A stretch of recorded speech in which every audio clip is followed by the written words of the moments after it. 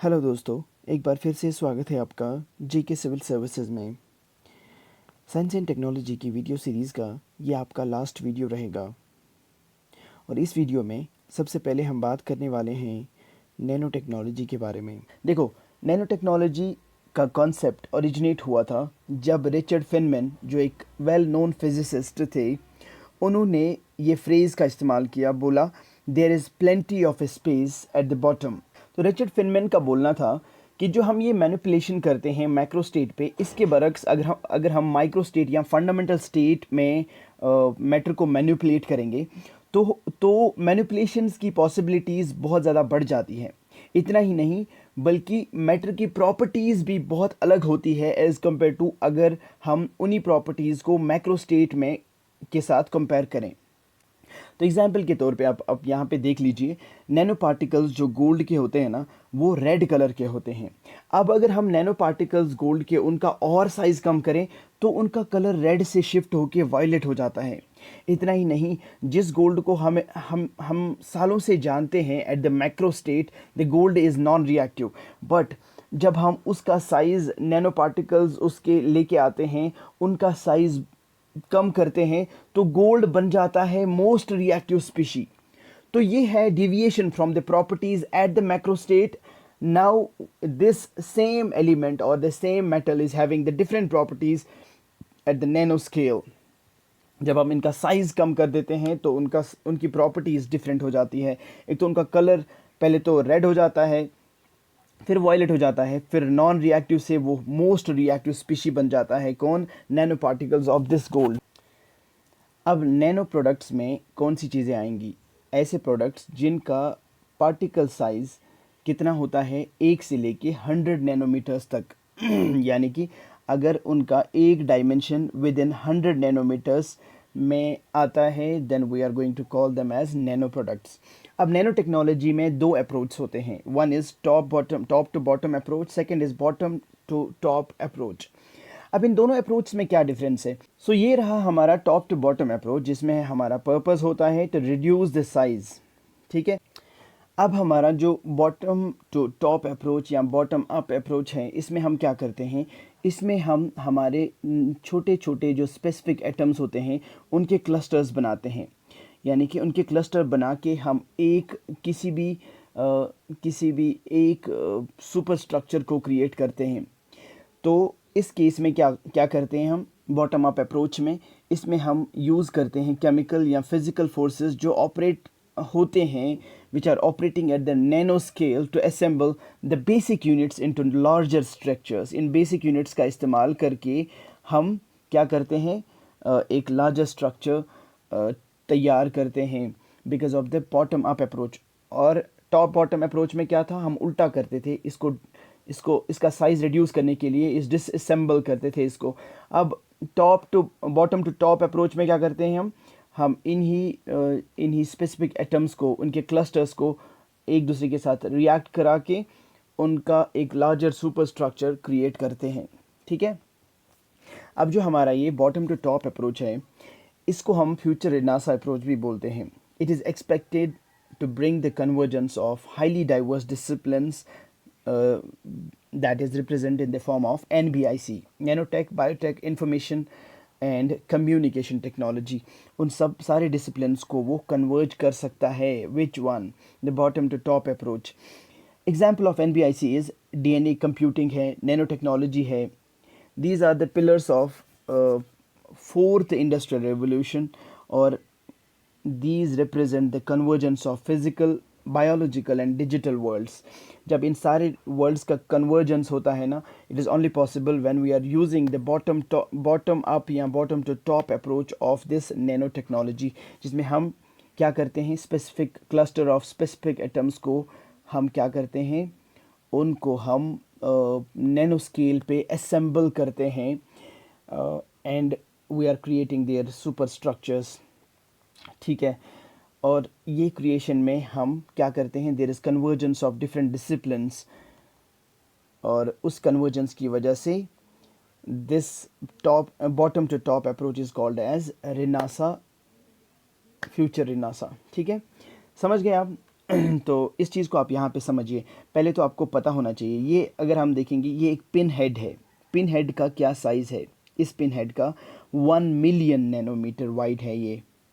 एक जो हमारा हेयर है, हेयर का कितना साइज़ है?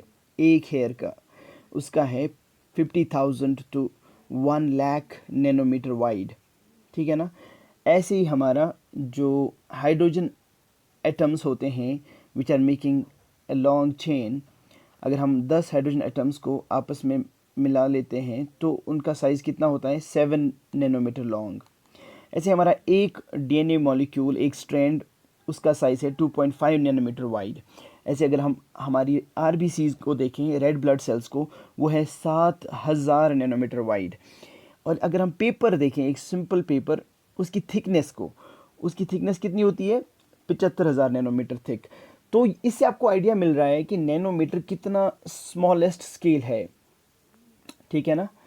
ठीक है, अब ये स्लाइड में आप देख लीजिए, इस साल न्यूज़ में रहा था नैनोमाइसिल्स। अब नैनोमाइसिल्स का क्या फंक्शन है? नैनोमाइसिल्स को इस साल साइंटिस्ट ने क्रिएट किया और बताया कि it is going to be very effective for drug delivery to treat various cancers. Various cancers को ट्रीट करने के लिए this nanomicelle is going to be very effective, ठीक है। अब ये नैनोमाइसिल क्या है, पहले तो आपको पता होना चाहिए। नैनोमाइसिल बनता है जब एक एम्बीफिलिक मॉलिक्यूल असेंबल होता है विद वन अनदर और बनाते हैं एक गोल स्ट्रक्चर, ग्लोबुलर स्ट्रक्चर बनाते हैं, जिसका साइज़ 5 से लेकर 100 नैनोमीटर तक का होता है, ठीक है ना। लेट्स सपोज ये हमारा नैनोमिसिल है, यही है एक्चुअली नैनोमिसिल हमारा। तो इसका साइज़ 5 से 100 नैनोमीटर के बीच में होता है। अब देखो, अब ड्रग डिलीवरी कैसे होती है possible? Targeted drug delivery with the help of these nanomicelles. जो हमारा ड्रग है ना, इसको हम एक्वस मीडियम में डालते हैं, यानी कि पानी में डालते हैं। अब आपने ऑलरेडी देखा, हमारी जो माइसिल्स होती हैं उनके दो अलग अलग एंड्स होते हैं, उनकी दो अलग प्रॉपर्टीज़, यानी कि एक साइड उसका होता है हाइड्रोफिलिक एंड अनदर पार्ट होता है हाइड्रोफोबिक। अब जब हमने ड्रग को एक्वस मीडियम में डाला तो इस नैनोमाइसिल का वो पार्ट जो हाइड्रोफिलिक है, यानी कि which is having affinity towards the water, that is going to be attracted by this water. वो ऐसे आएगा, इसके साथ चिपक जाएगा। सिमिलरली दूसरा माइसिल आके इस साइड चिपकेगा, तीसरा माइसिल आके इस साइड चिपकेगा, because this nanomycel is having affinity or it is having attraction towards this water और एक्वस मीडियम। और इस एक्वस मीडियम में क्या है? इसमें हमने ड्रग को रखा है और इस ड्रग को ये माइसिल्स, ये नैनोमाइसिल्स चारों तरफ ऐसे बाइंड करती है because of the hydrophilic nature of this nanomicelle. अब हाइड्रोफिलिक नेचर की वजह से ये हमारा ड्रग जो है, ये हमारा ड्रग ये कैद हो गया किसके अंदर? इस नैनोमाइसिल के अंदर, नैनोमाइसिल के हेड के अंदर, जो सर्फेक्टेंट हेड होता है इसका, ठीक है। और जो बाकी जो रेस्ट पार्ट रहता है इसी नैनोमाइसिल का, that is going to be hydrophobic, वो इस पानी से दूर रहेगा। सो इस वजह से इसकी डायरेक्शन, नैनोमाइसिल की डायरेक्शन कुछ ऐसी रहेगी, यानी कि हाइड्रोफिलिक पार्ट एक्वस मीडियम की तरफ रहेगा और hydrophobic part would be away from the aqueous medium. But aqueous medium के अंदर हमने क्या रखा है? ड्रग। और यही ड्रग बाद में टारगेटेड डिलीवरी होती है इसी ड्रग की।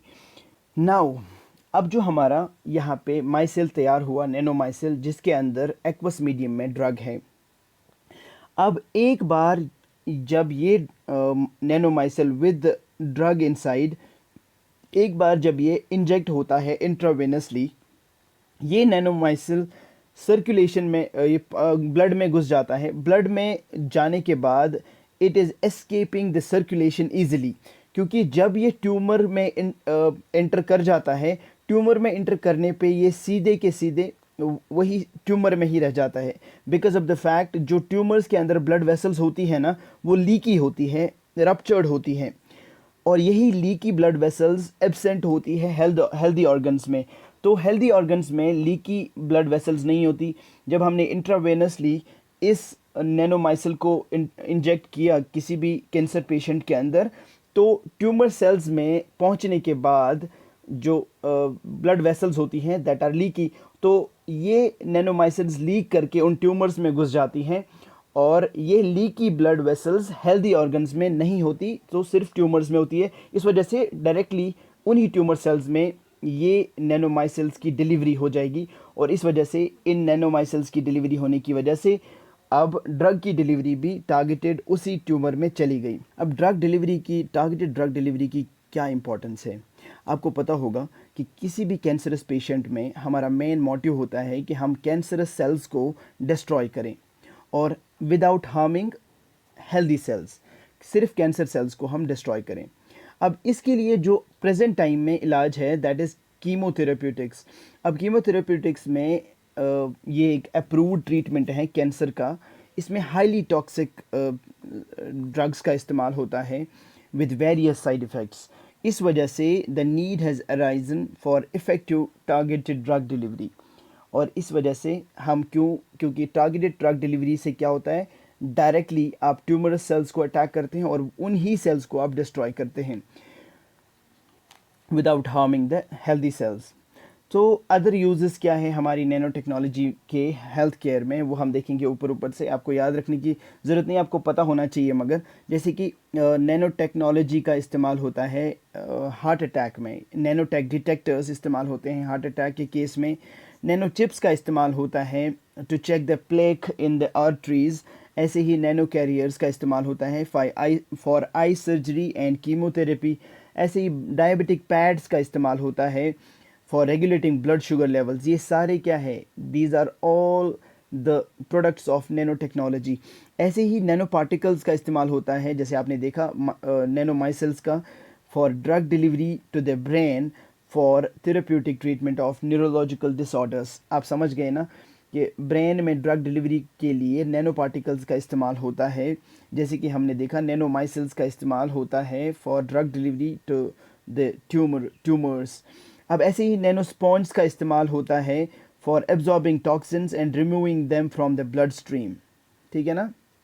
ऐसे ही हमारे पास नैनो फ्लेयर्स है जिनका इस्तेमाल होता है for detection of cancerous cells in the blood stream. ऐसे ही नैनो पोर्स होते हैं जिनका इस्तेमाल होता है for making DNA sequencing more efficient. ये सारे आपके यूजेस हैं नैनो टेक्नोलॉजी के, जो अगर आपको याद रहते हैं तो ठीक, नहीं रहते हैं तो ज़रूरी नहीं है, आपको आइडिया लग जाएगा कि नैनो टेक्नोलॉजी के वाइड यूजेस हैं। अब हम बात करने वाले हैं अबाउट नैनो एथिक्स। पहले तो आपको पता होना चाहिए कि नैनो प्रोडक्ट्स क्या है। नैनो प्रोडक्ट्स ऐसे प्रोडक्ट्स हैं जिनका साइज़ होता है 1 से लेके 100 नैनोमीटर तक। अब यही नैनो प्रोडक्ट्स दो टाइप्स के होते हैं, ऐसे नैनो प्रोडक्ट्स जिनमें सिंपल नैनो पार्टिकल्स का इस्तेमाल होता है, और ऐसे नैनो प्रोडक्ट्स जिनमें एग्रीगेट नैनो पार्टिकल्स का इस्तेमाल होता है। अब वो नैनो प्रोडक्ट्स जिनमें सिंपल नैनो पार्टिकल्स का इस्तेमाल होता है, उनका एक इमीडिएट हार्म होता है, दैट इज़ वो हमारे इन्वायरमेंट में कंटिन्यूसली जमा होते जाते हैं, बायो एक्यूमुलेट होते जाते हैं। वैसे ही जैसे कि पेस्टिसाइड्स हमारे इन्वायरमेंट में बायो एक्यूमुलेट या बायो मैग्नीफाई होते जाते हैं। अब कंटिन्यूस एक्यूमुलेशन की वजह से इन सिंपल नैनो पार्टिकल्स की जो कंसंट्रेशन है that is going to be maximum in the top consumers, stable consumer नहीं है, it's top consumer of the food chain. जो फूड चेन के टॉप कंज्यूमर्स होते हैं उनके अंदर इन सिंपल नैनो पार्टिकल्स का बायो एक्यूमुलेशन की वजह से उनमें कंसंट्रेशन उसका बढ़ जाता है। समझ गए ना। जो टॉप कंज्यूमर्स होते हैं हमारे फूड चेन या फूड वेब के, उनमें ये सिंपल नैनो पार्टिकल्स की एक्यूमुलेशन या कंसंट्रेशन बढ़ जाती है, और एक बार थ्रेश होल्ड क्रॉस करने के बाद ये नैनो पार्टिकल्स एंटर करते हैं हमारी सेल्स के अंदर टू फॉर्म फ्री रेडिकल्स। एक बार ये सिंपल नैनो पार्टिकल्स हमारी सेल्स के अंदर घुस गए तो ये बनाते हैं फ्री रेडिकल्स जो कि बहुत ही ज़्यादा रिएक्टिव होते हैं और चेन रिएक्शन इनिशिएट करते हैं which could ultimately alter the physiology of the cell. अब हम बात करने वाले हैं अबाउट एग्रीगेट नैनो पार्टिकल्स की। ऐसे नैनो प्रोडक्ट्स जो बने होते हैं एग्रीगेट नैनो पार्टिकल्स से।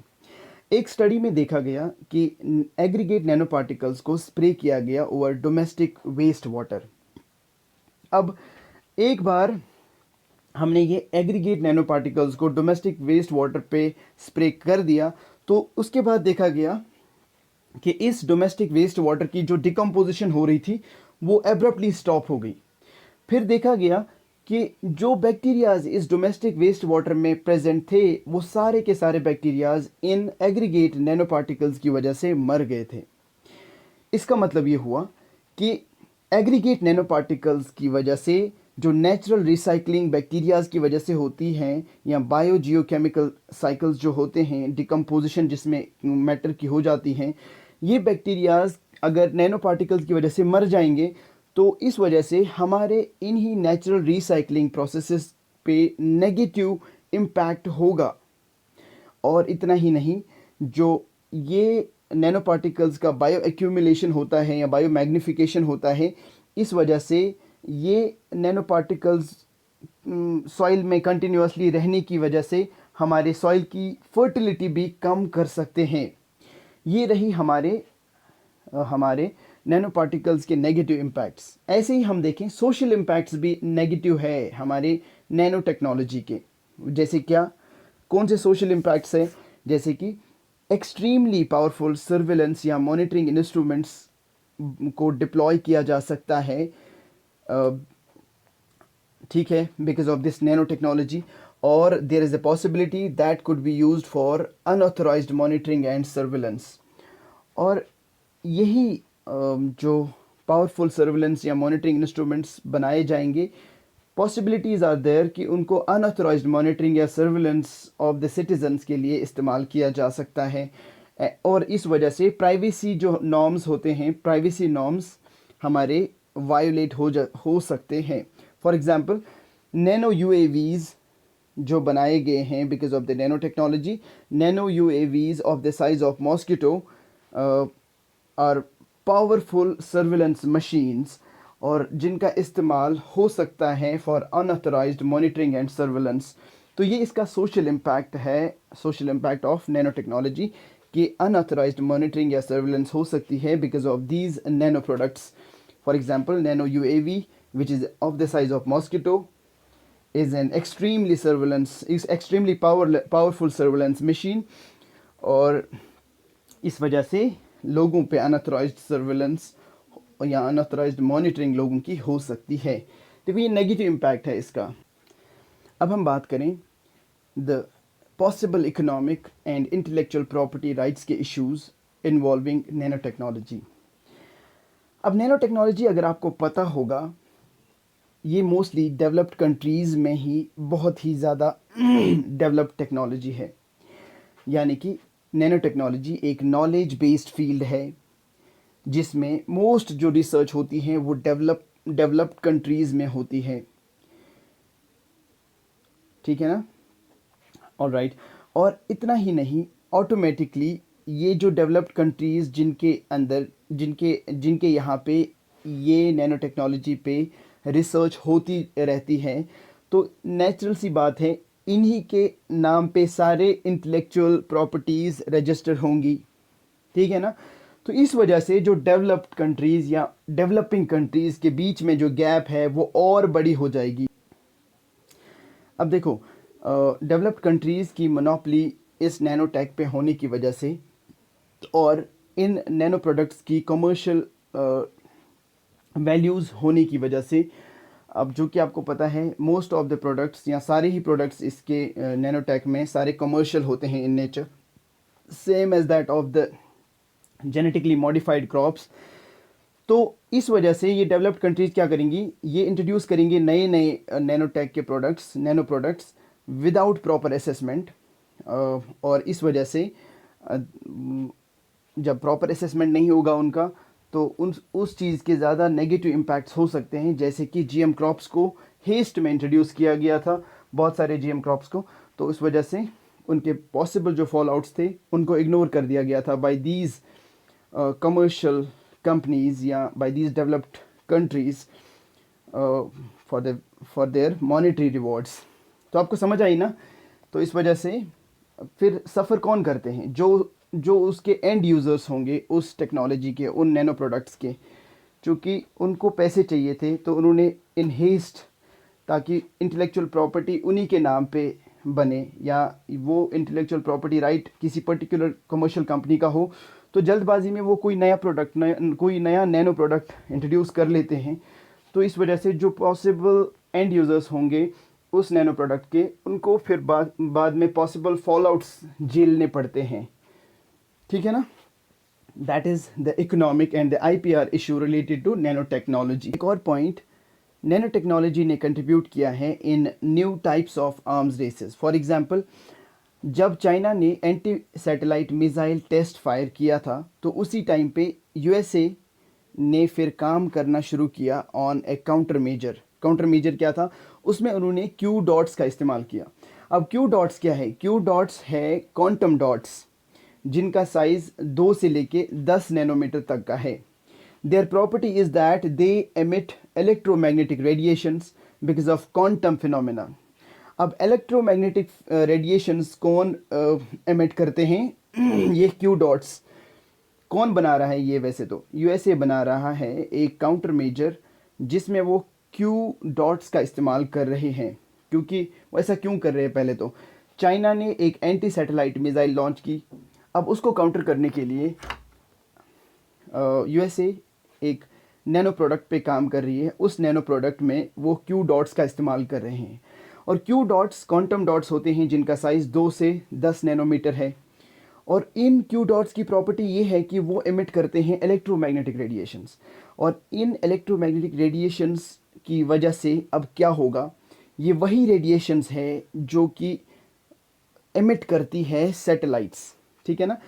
अब देखो, इन क्यू डॉट्स का इस्तेमाल होगा because of the emission of the electromagnetic radiations.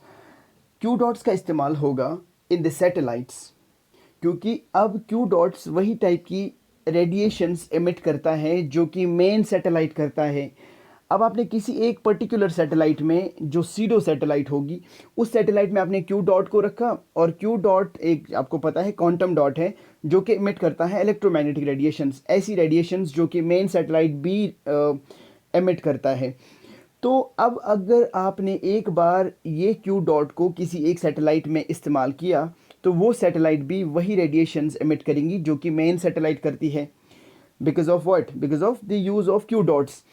अब इस वजह से जो मिसाइल उस सैटेलाइट को डिस्ट्रॉय करने के लिए आ रहा होगा, वो क्या होगा? वो मिसगाइड होगा। मिसगाइड क्यों होगा? क्योंकि वो कंफ्यूज होगा। 2 सैटेलाइट्स ऊपर है, एक सीडो सैटेलाइट है जो कि फेक है, दूसरी मेन सैटेलाइट है, दोनों से सेम टाइप ऑफ रेडिएशन आती है। अब मिसाइल को क्या पता कि कौन सी ओरिजिनल है, कौन सी रियल है, कौन सी अनरियल है? तो इस वजह से जो हमारा मिसाइल है दैट विल बी मिसगाइडेड। अब यहाँ पे ये बात नहीं है कि क्या वो मिसाइल मिसगाइड होगा या नहीं होगा, बट यहाँ पे बात हो रही है कि एक नए टाइप ऑफ आर्म्स रेस की। Now we are going to talk about artificial intelligence and robotics. सबसे पहले artificial intelligence as a concept दिया था एक ब्रिटिश मैथमेटिशियन ने जिसका नाम था एलन ट्यूरिंग। उसने बताया था कि कंप्यूटर एक अकेली मशीन है जो कैपेबल है, जिसकी कैपेसिटी है ऑफ डिपिक्टिंग ह्यूमन बिहेवियर, जो इंसानों की तरह बिहेव कर सकती है। अब देखो, artificial intelligence is all about machines being developed to demonstrate human capabilities, यानी कि मशीन्स बनानी और मेक श्योर करना कि उन मशीन्स की कितनी कैपेसिटी है, कितनी कैपेबिलिटी है कि वो ह्यूमंस की तरह बिहेव करें या ह्यूमंस के एफर्ट्स को रिप्लेस करें। ठीक है ना। That is all about artificial intelligence. देखो, कुछ अचीवमेंट्स है इस फील्ड में, in the field of artificial intelligence. The latest being, अगर हम बात करें, आर्टिफिशियल इंटेलिजेंस सिस्टम एक बनाया गया था अल्फागो। अब ये जो आर्टिफिशियल इंटेलिजेंस सिस्टम अल्फागो है, इसको बनाया गया था डीप माइंड के द्वारा, जो एक सब्सिडरी है गूगल की। अब एक यूनिक एट्रीब्यूट है इस अल्फागो का, that it has shown experimental learning. इसका मतलब ये हुआ कि अगर आप एक बार उसको कुछ सिखाते हो तो उसको वो चीज़ बाद में दोबारा नहीं सिखानी पड़ेगी, वो एक्सपीरियंस के साथ उस चीज़ को अडॉप्ट कर लेती हैं। This artificial intelligence system AlphaGo. अगर हम बात करें आर्टिफिशियल इंटेलिजेंस की, there are 2 branch of artificial intelligence. देखो, ये ब्रांड नहीं है, दिस इज़ ब्रांच। अब इसमें देखो, बहुत सारी जगहों पे आपको दिखा होगा कहीं पे ये मिस्टेक्स है बिकॉज़ ये वॉइस टाइपिंग होती है इन सारे स्लाइड्स की, तो ये गूगल है ना कभी कभी उल्टा सुनता है। तो यहाँ पे है there are two branch of artificial intelligence. अब कौन कौन सी ब्रांच? एक ऐसी ब्रांच जो जिसका नाम है narrow branch, second is generalised artificial intelligence. अब नैरो आर्टिफिशियल इंटेलिजेंस के सिस्टम्स में क्या होता है, these are able to outperform humans in one or the two parameters. अब नैरो सिस्टम्स या नैरो आर्टिफिशियल इंटेलिजेंस सिस्टम्स में ये वो सिस्टम्स होते हैं जो कि कैपेबल होते हैं to outperform humans in one or two parameters. Ultimate objective होता है ना, दैट इज़ हम कोई ऐसा सिस्टम बनाएं which is capable of performing better than human beings in all of the areas. इसी चीज़ को बोलते हैं जनरलाइज्ड आर्टिफिशियल इंटेलिजेंस सिस्टम, या इसको बोलते हैं सिंगुलैरिटी या जनरलाइज्ड इंटेलिजेंस। अब क्या क्या ऐसे रीजंस है कि हमने जो स्टेज ऑफ सिंगुलैरिटी है जहाँ पे एक ऐसा सिस्टम तैयार किया जाए जो कि आउट परफॉर्म करे ह्यूमंस को in all of the areas. ऐसे क्या बैरियर्स हैं जिसकी वजह से दिस सिंगुलैरिटी इंटेलिजेंस या generalised intelligence has not been realised? पहली बात, there has been lack of natural language abilities, कि हम उस लेवल की लैंग्वेज एबिलिटीज़ लैक कर रहे हैं। And second reason, it cannot move from one architecture to another architecture. Third point, that they have not yet passed Turing test. कौन? जो हमारे generalized intelligence systems है जो कि अभी realize नहीं हुए हैं। तो जो हमारे हम सिस्टम्स बना रहे हैं, पहले तो उनमें जो lack of natural language abilities है वो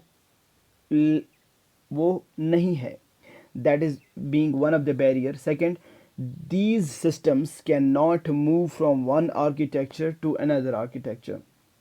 समझ रहे हैं आप?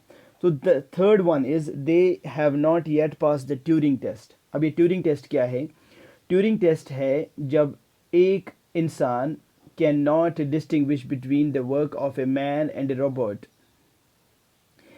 तो इस वजह से that is when we say that Turing test has passed. अगर हम एक रोबोट और एक मशीन का काम सामने रखेंगे किसी भी इंसान के सामने, तो अगर वो इंसान he is not able to distinguish between the work of a man and robot, at that point we are going to say that Turing test has been passed. But अभी तक ये सारे सिस्टम्स ने, नैरो सिस्टम्स या कोई भी ऐसे systems जिनमें हमारा ऑब्जेक्टिव है सिंगुलैरिटी इंटेलिजेंस या जनरलाइज्ड इंटेलिजेंस को अचीव करना, जहाँ पे हमारे ये जो आर्टिफिशियल इंटेलिजेंस के सिस्टम्स होंगे ये आउट परफॉर्म करें ह्यूमन बींग्स को in all of the areas, वो ये सारे सिस्टम ट्यूरिंग टेस्ट को पास नहीं करते हैं। अब ट्यूरिंग टेस्ट क्या है? ट्यूरिंग टेस्ट ऐसा टेस्ट है जिसमें किसी भी एक ह्यूमन बींग को अगर दिखाए जाएंगे दो वर्क्स, एक ह्यूमन का एक रोबोट का, तो अगर वो उनमें डिस्टिंग्विशन नहीं है, वो इंसान उनमें डिस्टिंग्विश नहीं कर पाता है, then we say that the test has been passed, Turing test has been passed. So this is what is all about Turing test. अब हम बात करने वाले हैं about the projects related to artificial intelligence. कौन से प्रोमिनेंट और important project चल रहे हैं? One is Blue Brain project, second is human brain project. अब ब्लू ब्रेन प्रोजेक्ट में क्या है? ब्लू ब्रेन प्रोजेक्ट स्टार्ट हुआ था 2005 में। किसने स्टार्ट किया था? Swiss brain and mind institute. ये बैंड माइंड नहीं है, फिर से टाइपिंग एरर है यहाँ पे। Swiss brain and mind institute ने इस ब्लू ब्रेन प्रोजेक्ट की शुरुआत की थी। अब इसका शुरू होने का पर्पज़ क्या था? The purpose was developing a virtual model of the working of brain. एक ऐसा मशीन तैयार की जाए, ऐसी मशीन तैयार की जाए जो ऐसे काम करे जैसे ह्यूमन ब्रेन काम कर रहा हो। दैट इज़, इस प्रोजेक्ट का नाम क्या था फिर? Blue Brain project. It was executed on rats brain by using the method of reverse engineering. Reverse engineering की मदद से इस प्रोजेक्ट को एग्जीक्यूट किया गया था on the brain of rat. It was named as Blue Brain project because जो IBM company है उन्होंने अपना super computer architecture Blue Gene दिया था इस Swiss brain and mind institute को। तो इस वजह से इसका नाम रखा गया था ब्लू ब्रेन प्रोजेक्ट, ठीक है ना, ब्लू जीन की वजह से, जो कि दिया था आईबीएम ने। अब यूरोपियन यूनियन ने अनाउंस किया 10 साल के लिए एक ग्रांट, और बट यूरोपियन यूनियन ने एक कंडीशन रखी कि ये जो Swiss brain and mind institute है उनको अब डेवलप करना है एक virtual model for the functioning of human brain.